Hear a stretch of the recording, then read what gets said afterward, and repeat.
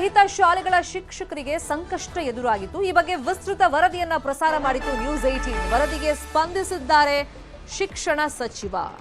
ರಾಜ್ಯದಲ್ಲಿ 600ಕ್ಕೂ ಅಧಿಕ ಅನುದಾನ ರಹಿತ ಶಾಲೆಗಳಿದೆ. ಅನುದಾನಿತ ಶಾಲೆಗಳಾಗಿ ಮಾಡೋದಕ್ಕೆ ಶೀಘ್ರವೇ ಕ್ರಮವನ್ನ ಕೈಗೊಳ್ತೀವಿ ಅಂತ ಹೇಳಿ ಬೆಂಗಳೂರಲ್ಲಿ ಶಿಕ್ಷಣ ಸಚಿವ ಮಧು ಬಂಗಾರಪ್ಪ ಹೇಳಿಕೆಯನ್ನ ಕೊಟ್ಟಿದ್ದಾರೆ.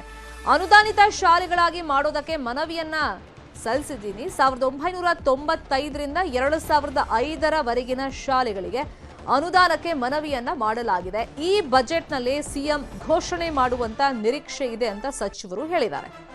ಕನ್ನಡ ಶಾಲೆಗಳನ್ನ ಉಳಿಸೋದಕ್ಕೆ ನಮ್ಮ ಸರ್ಕಾರ ಬದ್ಧವಾಗಿದೆ. ಈ ಶಾಲೆಗಳನ್ನ ಅನುದಾನಕ್ಕೆ ಸೇರಿಸೋ ಕೆಲಸ ಮಾಡ್ತೀವಿ ಅಂತೇಳಿ ಬೆಂಗಳೂರಲ್ಲಿ ಶಿಕ್ಷಣ ಸಚಿವ ಮಧು ಬಂಗಾರಪ್ಪ ಹೇಳಿಕೆಯನ್ನ ಕೊಟ್ಟಿದ್ದಾರೆ.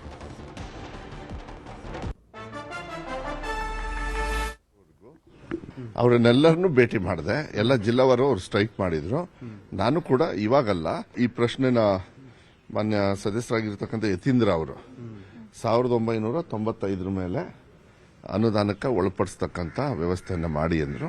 ಈಗ ಬಜೆಟ್ಗೆ ಇರೋದ್ರಿಂದ ಸುಮಾರು ಅದು 300 ಏನಲ್ಲ, ಇನ್ನೂ ಕಮ್ಮಿನೇ ಆಗುತ್ತೆ ಸ್ವಲ್ಪ. ಸೊ ಮಾನ್ಯ ಮುಖ್ಯಮಂತ್ರಿಗಳಿಗೆ 95ರಿಂದ 2005ವರೆಗೂ ಕೊಡಿ ಅಂತ ಹೇಳಿ ನಾನು ಕೇಳಿದ್ದೀನಿ.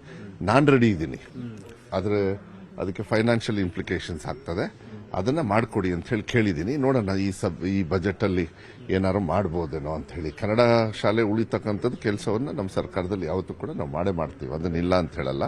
ಅದಕ್ಕೆ 2016ರಿಂದ 2020ರವರೆಗೂ ಅನುದಾನಕ್ಕೆ ಒಳಪಡಿಸ್ತಕ್ಕಂಥ ಕೆಲಸ ಆಗಲೇ ಮಾಡಿದೀವಿ ನಾವು. ಯಾರ ಟೀಚರ್ ರಿಕ್ರೂಟ್ಮೆಂಟ್ ಆಗಿರ್ಲಿಲ್ಲ, ಹಿಂದಿನ ಸರ್ಕಾರದವ್ರು ಮಾಡಿರ್ಲಿಲ್ಲ. ಈ ರೆಗ್ಯುಲರ್ ರಿಕ್ರೂಟ್ಮೆಂಟ್ ಜೊತೆಗೆ ಕನ್ನಡ ಶಾಲೆಗೆ ಇದು ಕೂಡ ರಿಕ್ರೂಟ್ಮೆಂಟ್ ನಾವು ಮಾಡ್ತಾ ಇದೀವಿ. ನೋಡೋಣ, ಮಾನ್ಯ ಮುಖ್ಯಮಂತ್ರಿಗಳು ಅಟ್ಲೀಸ್ಟ್ 5 ವರ್ಷಕ್ಕಾದ್ರೂ 10 ವರ್ಷಕ್ಕೆ ಮಾಡಿದ್ರೆ ಖುಷಿ ನಮಗೆ. ಯಾಕೆಂದ್ರೆ ತುಂಬಾ ಜನರು ಅನುದಾನಕ್ಕೆ ಒಳಪಡಿಸ್ತಕ್ಕಂಥ ಇದನ್ನ ರಿಕ್ವೆಸ್ಟ್ ಕೇಳ್ತಾ ಇದ್ದಾರೆ. ಮಾಡಬೇಕು ಅಂತ ಹೇಳಿ ನನಗೂ ಕೂಡ ಆಸೆ ಇದೆ. ಅವ್ರನ್ನ